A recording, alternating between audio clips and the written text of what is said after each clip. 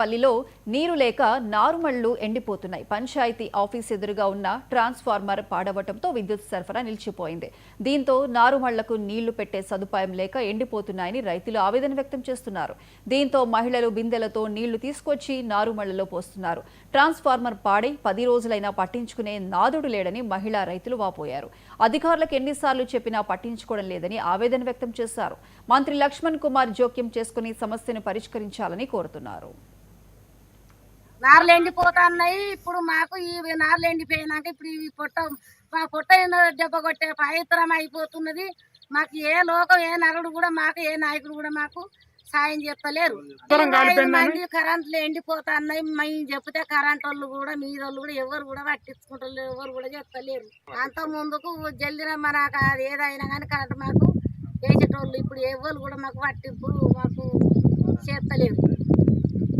మేము రోజు 5 మనసులో 4 నీళ్ళు పోసుకుంటాం. మేము నారు తగ్గించుకుంటున్నాం.